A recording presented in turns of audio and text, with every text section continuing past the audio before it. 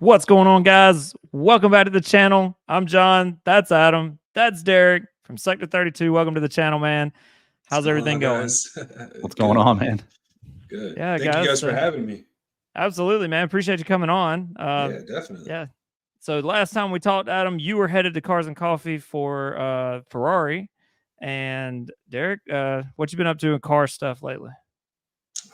I mean, I've been chilling. I actually missed out on that Cars and Coffee over there at Ferrari, so I'm actually curious to hear how that actually went. So before I go on, Adam, hit us up with that because I seen some pictures and I seen a lot of people going. So I'm actually curious. That was a cool. I gotta admit that the turnout was pretty cool, right? There were a lot of people that showed up to it. I drove the Aston because the McLaren is up getting a safety recall and a bunch of other crap done to it. So I drove the Aston up there, and it was not the perfect day for it. Huge turnout, right? But the majority of the people who showed up were not Ferrari customers. They weren't Ferrari drivers. There was a handful of Ferraris there, but there were a lot of, everything was up there, which was pretty cool. I think the two or three things that I took pictures of up there. One was the 488 challenge car that's up there. Nice. Apparently they just sold it, or else we all should have gone in together and bought it. That'd been sick, right? That'd be so sick. That would be sick. Absolutely. The other car was the SF90 Spider in white. Man, that thing was good looking. Derek, you and I saw that. Actually, the three of us saw that when we were up there. Remember that? Yeah, it was. The other car that they had there was the new Parasangue. And I mean, okay, let's talk about this real quick. So I'm not in love with that car. It's not. I mean, can you call that a car first off? SUV.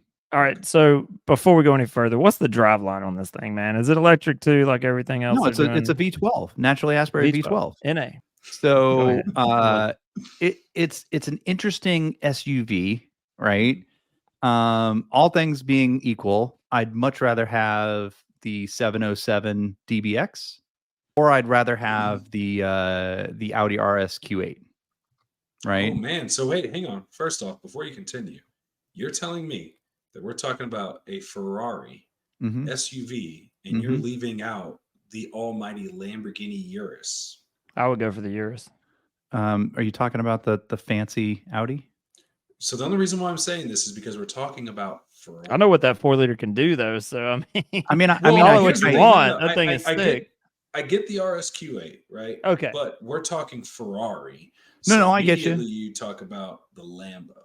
I left Lambo out on purpose because I don't like the look of the Lamborghini as much as I like the look of the RS Q8. Really? Yeah. And I'd save $200,000 if I got the RS Q8. The price for sure, but we could all buy an RS Q8 and we would have our own SUVs. We could do but you know what it wouldn't have is that Lamborghini badge on it that looks. I can buy one of those that goes right on the front. I'm not going to up badge my RS Q8 guy. I do enjoy the look of the Lamborghini, but in all reality, I would buy the Audi because at the end of the day, it's practicality, the same thing for the money with an APR tune. So get this though. How much is, and Derek knows this probably better than you or I, John. How much is the Lamborghini Urus? Which one now? So they have the Urus S, and now let's talk about a spec'd out one, an S. An S. So I believe they're like I want to say they're like high twos. High twos into the threes. You can get a used one into the 220s, 230s. Yep. On an S maybe. Right. Now, any of the Performante ones are going to bring a premium, obviously. Yeah. Okay. Performante's up there. It all depends on spec, just like any other exotic car, right? Yeah, a DBX 707, the fancy one from with the Q line or whatever. That car is going to be threes, mid threes, low threes, right? Okay. Yeah. Anybody want to wager a guess how much the specific one that they had up at Ferrari was? I want to say it was mid fours. John? I'm gonna hit in probably the same as him, probably mid fours. Yeah, 450. 450, 460. Yeah. Okay. How much was it? $660,000. No, man. What the hell? Excuse. What? That number started with a what? A 6? It started with a Okay, 6. okay, hang on. Wait a minute. Nah, bro. Pause. No, I'm not joking. Let's pull this back really fast. I have a question. So, Uh, is this dealer markup price or is this legit MSRP door sticker? Yeah. So my understanding, and this is because that car is currently not for sale, right? My Right. understanding is that car has a high 3 base price, See what I'm and saying? it had almost Yeah. $300,000 worth of upgrades on it.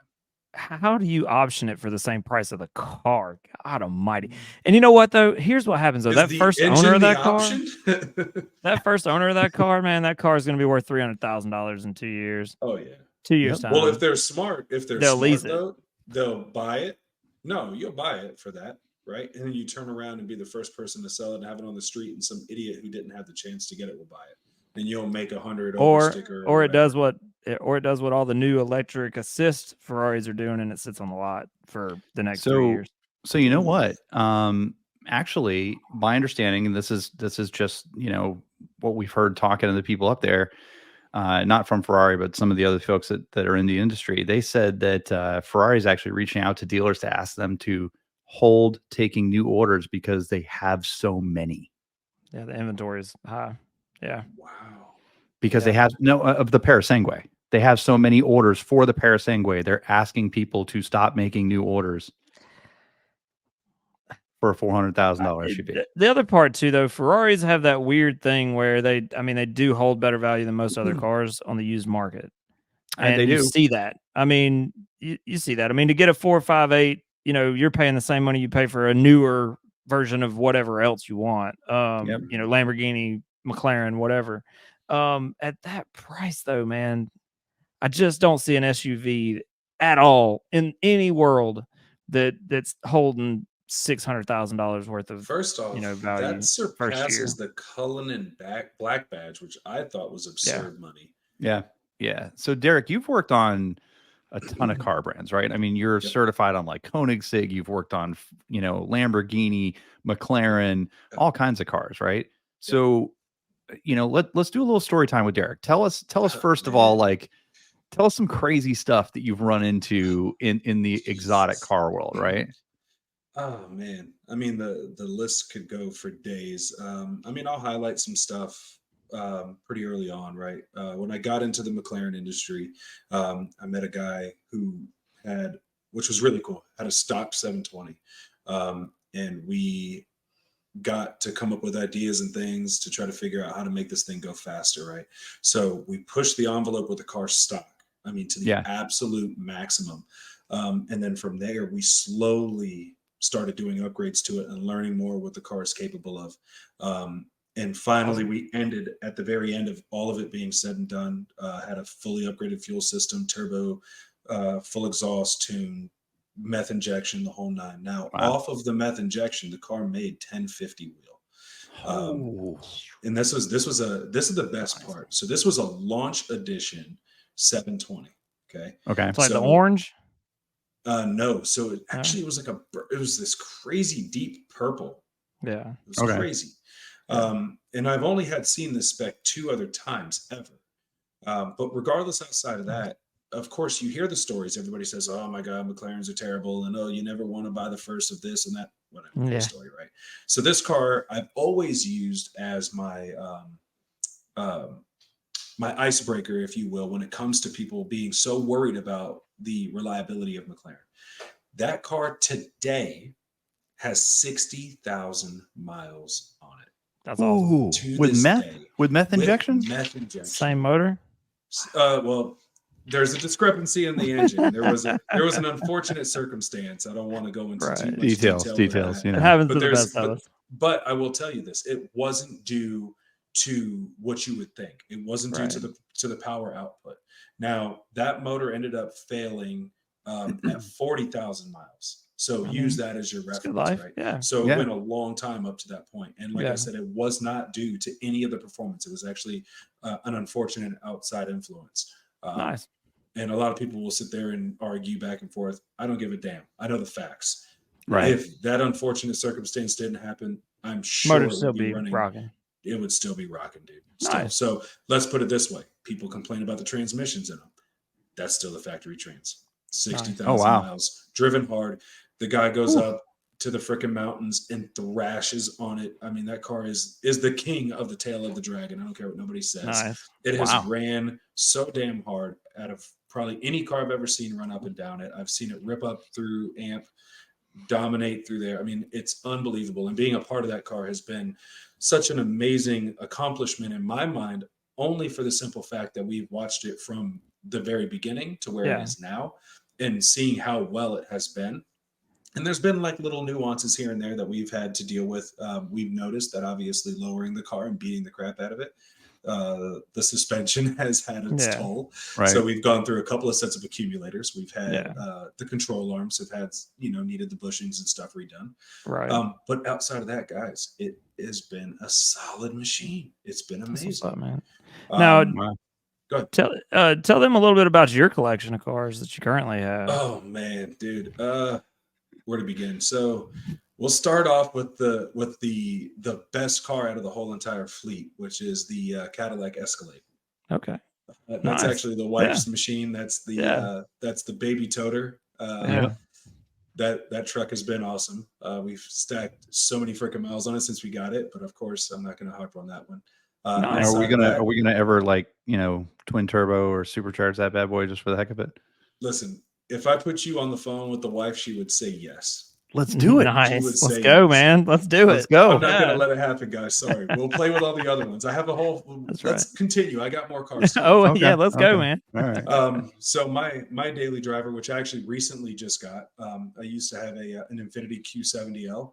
I ended up getting rid of that because my commute back and forth from my house to the shop was quite long, and I was tired of using so much gas. Right. So yes, guys, I'm sure I'm going to hear about it, but whatever. I bought a Tesla. I have a Model 3. It does what I need it to do. The enemy. I'm just going to say that. My chest hurts a little bit. Sorry. I'm so sorry. But it works, right? I'm saving a ton of freaking money. A ton of money just to do that. And people, always have criticisms to say about your electric bill going through the roof. I don't even notice it. I truly don't. And I'm not even saying that to sell people. I don't. Yeah, I mean, to be fair, right? And we said this on the channel. I've said this before. As long as an electric car is not your primary vehicle, and you've got other vehicles like where you can, if you want to go on a long trip, you could do that. If you wanted to do other stuff, you could do that. I definitely see where it makes sense, right? So especially for you, if you're, driving from East nowhere to, where you got to go. I mean. Yep. And that's literally it. That's literally it, man. And it's funny, right? Because you heard the transition. I went from an Escalade to a Tesla. Right. Yep. People are like, wait a minute. And as I continue through the fleet, you're going to be like, wait, what the hell? Like, clearly the Tesla is not what I'm going after here. So, right. Behind the Tesla in the garage is a 99 Trans Am, Pontiac Trans Am. It has a built 6-liter in it with a single turbo setup on it. It's a 76, 75 millimeter precision. The car, it's actually getting a new fuel system done. It puts down 720 on the old fuel system. So I'm hoping maybe we can get up to the 8s with the new fuel system because we're running on pump 93. So that's on pump 93. Actually, we're changing. That was on pump 93. So we're changing over to 85 now. Nice. So we should be up in the 8s, no problem. Absolutely. The motor and everything is good for that. Yeah. But it's going to need a trans. The factory trans that's in there, it is slightly built, but it's not going to be able to handle it. Right. But the full suspension is done on it. Has a full tubular front, lower subframe. Nice. There you go. I mean, it's a mean machine. I think I've seen that car once. Struts. Yeah, it's a mean machine. It's funny because I have the bumper off of it, so I call it the Darth Vader look because it has the big intercooler on the front. It looks super cool. Absolutely. Next door to that beautiful ride is my dream car, one I feel terrible saying that I've completely neglected, but it's not neglect in a sense. It's just life has been the unfortunate side of things, which is my 93 Toyota Supra MK4. So that has this car, it was my dream car. It's a hardtop. It is a monster. It's a fully built to the hills and back 3-liter with a right now the turbo is gone. We sold the turbo, so we're actually going for a pretty big turbo next. I'm debating on what to do. It'd probably be an 83, 85 Precision Gen 2. Okay. But behind the engine is a turbo 400 out of a GM, and then behind that further is a Ford 9-inch IRS, or drive shaft shop 9-inch.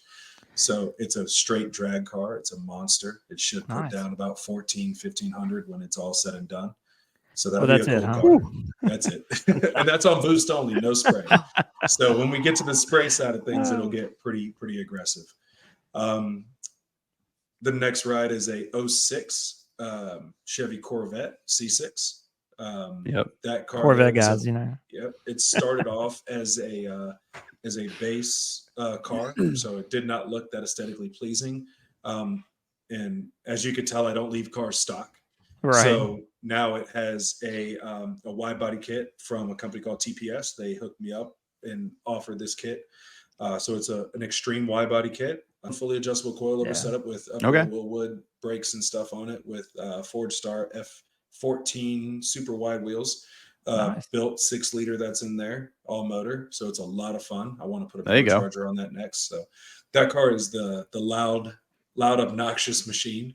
Absolutely. But it's a super fun one.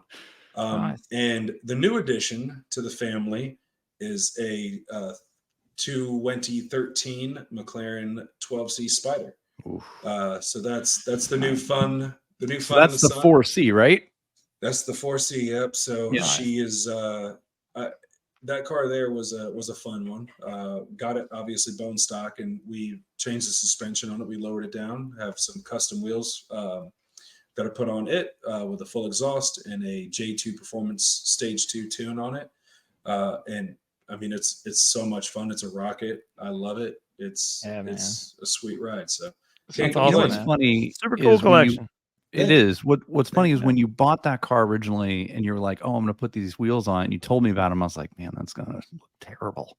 Yeah. And then I saw it in person, and I was like, man, they look really good. Yeah. I mean, they came out so much better. Because for those of you listening, it's like almost like a dark chrome. It's a black chrome. Black chrome. Yeah. Okay. Yeah. Man, it came out so much better than I thought it was going to, because the car's wrapped in a matte gunmetal PPF, right? Satin gray. Okay. And the Corvette is wrapped the same color, ironically. Yeah. And guys, we'll try to pop some pictures up of the cars as well. Yeah, definitely. That'd be cool. So, and the inspiration came actually from when we went to SEMA this past year. Okay. And I've seen these wheels, man, and I was like, I don't know why I'm so drawn to this black chrome. It blew my mind. And I was like, is it because I don't see it that often? Maybe. And out here you see the bronze or the gold or just, high polished silvers and standard chrome or black. And that's all you ever see. And I was like, what can you do to make it look different? And then on top of that, with the satin look, how can you set it off? And when I seen the black chrome, I was like, okay, maybe I would consider that in the long run. And then Mike, my brother, I told him when we came up with the idea to have a custom one-off wheel, I said, you pick out the design, but I got to have this color. I have to do this black chrome. And he was like, okay. So it took him a minute to actually come up with a design that made the black chrome look good. Yeah. And I'll be honest with you guys, I was very skeptical when we put the grade, and I was like, okay. I mean, when you told me you were doing it, I was skeptical, right? And then, like John said, we'll post a picture or two of your collection on here. But I mean, I don't even think the pictures do it justice. Yeah, it came out so much better in person. I mean, I'll say this: wheels usually, to me, make a car. You can put the right set of wheels on a car, and it's perfect, or you can put the wrong set of wheels on a car, and it just kills it. 100%. And I was very nervous about it at first, because again, who do you know that's really rolling around on black chrome wheels? Yeah, not a lot of people. So I was very nervous about doing it, and I was like, people are going to have a lot to say. They're going to have some negative about it. So I guess we'll see what happens. Absolutely. I have yet to have a negative response to the car when they see it in person. I've actually had more compliments than I was remotely expecting. And to be honest, I was even going to take the wrap off of it. And everybody's like, no, leave it. Leave the wrap. It looks so good with the wheels. Like, don't change it. Keep it. I don't know. I'm all for taking that wrap off. So Sector 32's colors are purple, and I mean, I don't know why. Maybe it's because I don't own a purple car. I do think you should go purple so bad. Purple with And some lime green, man. That is the move. John loves Joker some, look. That's what I John love. loves that lime Joker green. look. The Joker look, man. I mean, it's listen. I mean, this car is the fun idea car in my mind. So we have a lot of really cool ideas that we're going to be doing with it. So I'm really excited to kind of see what happens, and it's not off the table. I'll be honest with you. Yeah. I'd do like a 6 Sector 32 wrap on it and just make that thing purple. See it coming from a mile away. It'd be do the it in sickest car ever. purple. Do lime green Sector 32 down the side of the car.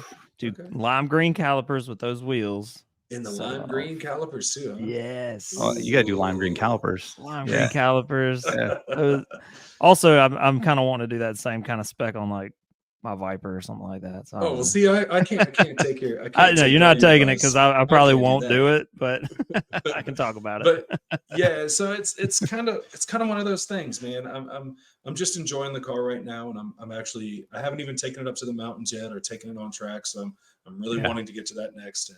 And I actually have the rest of the exhaust coming in actually tomorrow or today actually. So it's a full titanium exhaust, custom again.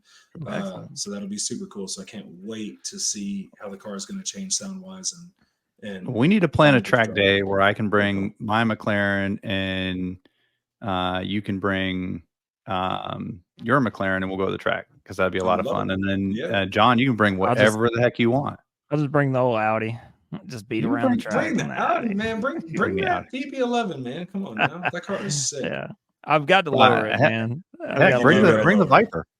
Bring the Viper. It'd be dope. Yeah. But yeah, man. So it's like I said, the collection is fun and stuff. And I've learned a lot, obviously, with that 720 that I was talking about.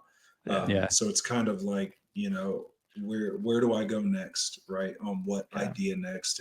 And I think after the 12C, I'm probably going to go down the rabbit hole of considering maybe doing the Audi platform or even the R8 platform or the Huracan platform, and maybe doing a twin turbo build. We actually have done a few of those, and it's been pretty sick. That's what I was going to ask you. So I know some of the things that y'all do at Sector 32. If you want to tell the people that don't know, what kind of work you do over there. So literally we primarily specialize in performance. My brother is certified highly in the Lamborghinis, and I'm more certified on the McLaren. So together we collectively come up with some really cool ideas and projects. And we don't shy away from the Porsche stuff. As you guys know, we all have a mutual friend that does have a 911 turbo that we've done some work on over at Sector 32. And didn't you guys do downpipes and the tune on that thing? Yeah, and that car is so awesome. It sounds great. It changed. It sounds great. It woke that car up big time. God, yeah. And it's so amazing. So I mean, we'll play with it all. It doesn't matter. Absolutely. But like I said, one of the big things that we've been getting into a lot recently are the twin turbo builds. We've been working with Boost Logic. We actually have on our YouTube channel a full walkthrough on the whole entire kit, what it consists of, expectations about the kit, power. It's a really good video. Application. It's super awesome kit too, man. So I mean, if nobody has ever heard about it before, we highly recommend to go take a look at the video that we posted about it and see what that's all about. But I will say, and I posted this to our Instagram page, but one of the best looking engines I've ever seen in my life is that Huracan with the Boost Logic on it. It was nice. It's crazy, man. That's the best looking engine I've ever seen, man. So the other thing is, I think what a lot of people don't realize is how much power that engine can handle stock. Right. So we did an R8 that put out about 1,500 horsepower. Right. Oh, now, wow. Mind you, we had to go into the transmission. The transmission is the weak point. Right. So we change out some components inside of the transmission, clutches, and so on and so forth. I won't go into crazy details because I'll be here forever. But we work with Datsun. They offer gear sets and so on and so forth. So we built the transmission out in-house with the company that's also partnered with us called Collab Garage. So those guys help do all of our in-house transmission builds and stuff. But so we put that together and we converted the car over to a Motec standalone engine management system, and then we upgraded the fuel system in the car. Nice. So my brother and I, after we finished the vehicle and stuff, we went out. Car, like I said, made 1,500 or so, and we did a 60 to 130 pull, and it did a 3.5 second pull, 60 130. And I mean, the car, it felt so good, and it kind of scared me because I was like, you could tell it wants way more. Right. Was that the black one you guys had up there? Yeah. That's so awesome, I saw that thing that in person, man. crazy. That thing's legit. Crazy. Yeah. So let's do this, guys. Listen up. So let's do this. $20,000 budget. Okay. You can only have one car. What would it be? Adam, you go first. A $20,000 budget? $20,000 budget. You can have one car. I'd take a used Nismo 370Z. Oh, you can't take mine, man. That was mine. No, I would definitely take that car. I love that car. John, what is your $20,000 go-to? I've had a lot of $20,000 cars, man. So then this would be an easy one for you. It's not, because I mean, it depends. Like, if it's my daily, like I'm buying the cheapest car I can to make it fun. No, we're talking drivers here. We're like driver car. Yep, under 20. You got 20 grand to spend. Driver car. You're going to drive that to hang out with us. We're going to go to the mountains in it. We're going to do all the stuff. It'd probably be the Nismo Z. I mean, honestly, like can't take mine. I already said it. Okay, then I'd probably do the Audi A6 that I got parked in my driveway now. You know, it's not going to do good on the track, but we're going to have fun in the mountains. We're going to have fun on the streets. It's going to be comfortable. It's going to have all the tech, all the features, all that stuff. And that's where you got to find that line where you're always hitting, like, is it a daily? Is it is it a fast car? Is it a fun car? Is it a weekend car? And so I guess I've categorized all of that and tried to make a collection that fits that. I'll tell you what, I'll let you have the 370Z if I can change mine to a Subaru WRX STI. I don't want Subaru problems. But you want to talk about a car that sounded good, drove well, basically just needed oil changes, and you could beat that car like crazy. That was a great car. All right, Derek, what's your $20,000 car? Easy. E92 M3. Oh, I didn't even think about the BMW. I didn't even think about the BMW. You're wearing the shirt, man. Easy. I didn't even need to. Yeah, I'd probably go that route. Yeah, I didn't even think about it. I was like, yeah. Done deal. There's nothing better than that sound of that V8. It revs to the moon and back. The balance is phenomenal. I'm sorry. That's the. And I'm wearing a freaking BMW jacket. I just said you're wearing the jacket, man. You're wearing the jacket. Bang for your buck. I agree. Car. Oh, I can't believe that. Yeah. Now the rod bearings are a little on the. Listen, we're not talking about what's going to last here. I'm just talking about when it's working. Man, and I was on last night looking at M3s. I sent you a bunch of them yesterday. I look at them. So the M4, or even like a newer chassis, like 440i or 430i in the 20s, I'd probably rock that in a heartbeat. Man, that's a solid car. And I mean, with the right upgrades, that car's a ton of fun. So I still want to rock that purple M2. So we all agree that BMWs are a $20,000 car. BMWs across the board. Across the board, moving on. I'm sorry, that E92 man is just even the sound. I can't get enough of it. Well, it's phenomenal. I had a 335i. That was the twin turbo 6-speed. That was like a $7,000 car at the time, and I drove the brakes off that thing, man. Loved it, tracked it, dailied it, everything. So wait, do I win this battle? You win. You can unanimous decision. All right. So one last question, and then we should probably wrap it up for the week. But we will definitely be having Derek on with us again in the future. We'd love to do one. Derek, if you have us, we'd love to do one up at your shop so people can see, kind of what's going on up there. So here's the final question. You ready? Let's play this game in a little bit different. 3-car garage. You got a daily, an exotic, and a hypercar. Okay. Oof. Right? Okay. Money's no object. Okay. What are they? John, go first. Oh, why'd you put me on the spot? Okay. All right. In that case, I'm going to make the daily. It's going to be the new Z06 or ZR1 because it's not a hypercar yet. It's still just a car. So that's gonna be your to the grocery store running errands. Errands. I'm doing it in the Z6. Yeah, I mean it's got all the tech, heated, cooled seats, doing it. That's my daily. All right, my supercar at that point. Oh man, that's a tough one. Probably McLaren 675 LT or something in that realm, right? 675 LT, 600 LT, even something with the rareness. You gotta pick one though. You gotta pick one. Yeah, you gotta pick one. I want to pick one. All right, so I'm going I'll probably go supercar, McLaren 675 LT. Okay. Fine. Now, Hypercar. Oh, dude. I don't want 2 McLarens in the driveway. All right, changing the supercar to a Lamborghini just because I don't want 2 McLarens in the driveway. A Lamborghini what? I'll do it. Probably Lamborghini Aventador. I know everybody's going to throw a little shade on that. The Huracan. I mean, the Aventador is still the best looking Lamborghini. There's so many different. So this is the thing. There's so many different supercars that I want. So for me, like I'd shoot for the rareness, all that stuff.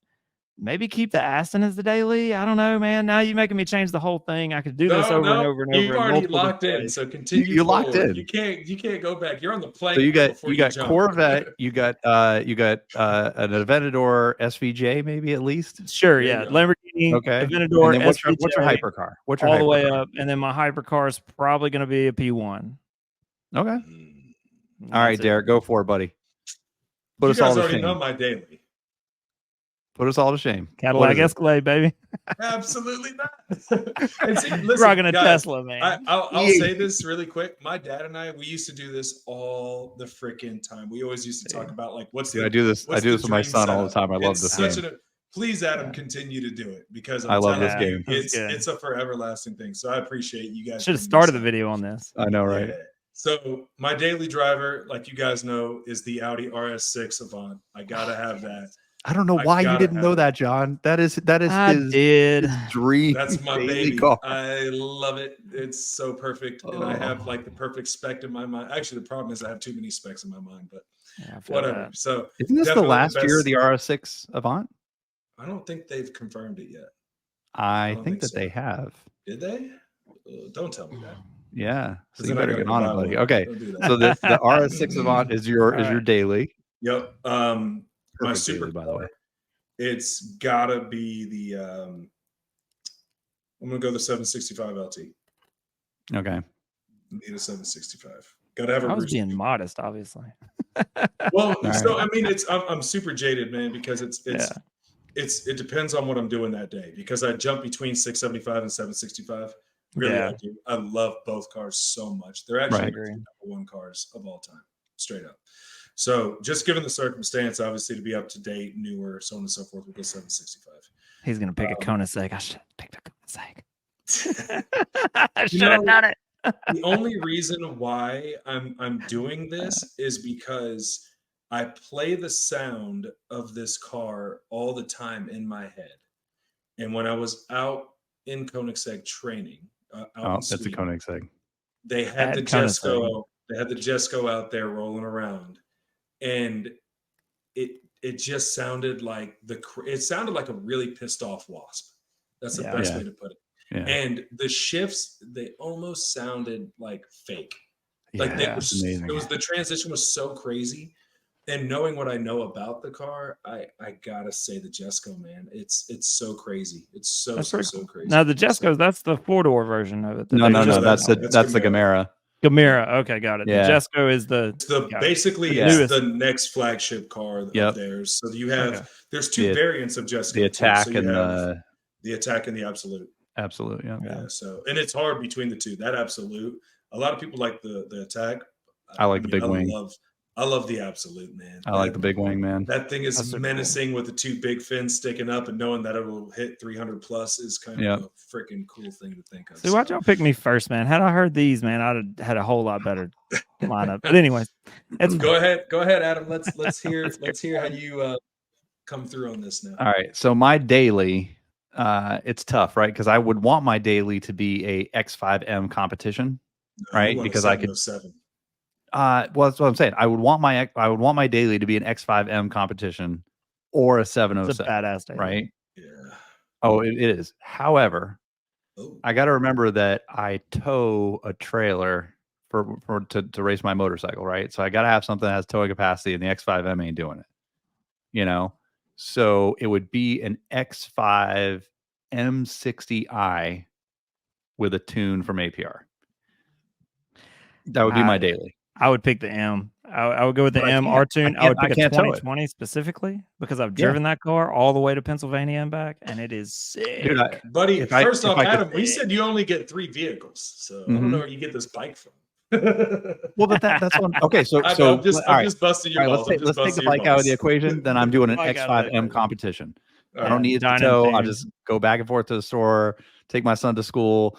X5M competition all day, every day, because it's still one of the only luxury SUVs you can remote start. It's got heated and cooled seats, massaging front seats. That's Dude, my daily It's a nice place to 100. be on Oh a my long God. trip. That's a nice 110%. place to be. Right. Like and it. you got that I like it. adaptive or the drive assist and everything. That's my daily easy. My supercar, I'm going with Derek, man. 765 LT in papaya spark with blue calipers.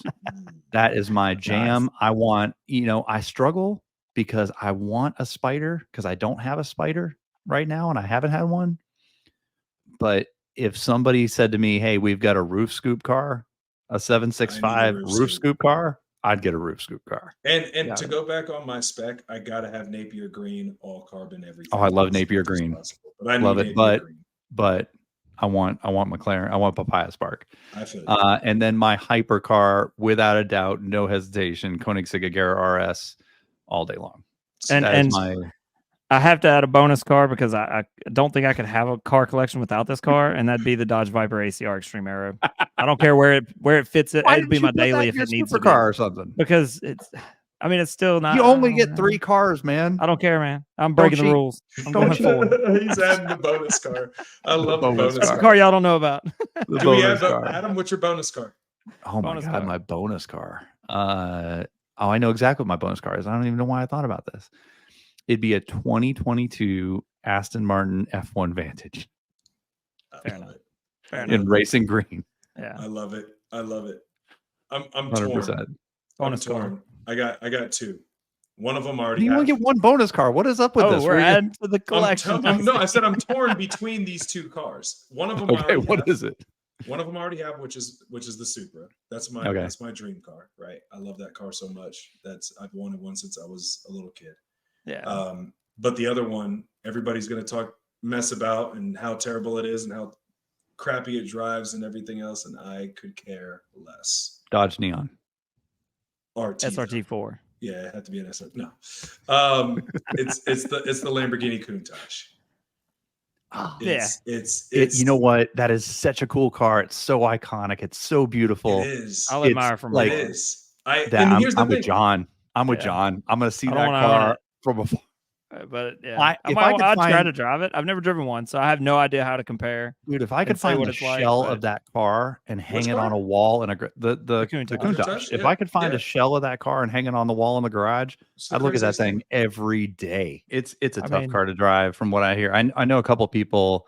I met a girl 2 years ago who's she details people's collections. Probably one of the most probably one of the best detailers I've ever met in my life. If you see some of the restoration she's done where she's taking white cars that look like yellow and brings them back to like showroom condition white. Nice. When I met her, she was maintaining this guy's car. He had a white on white Lamborghini Countach, and she was maintaining his car for the rally at Car Week.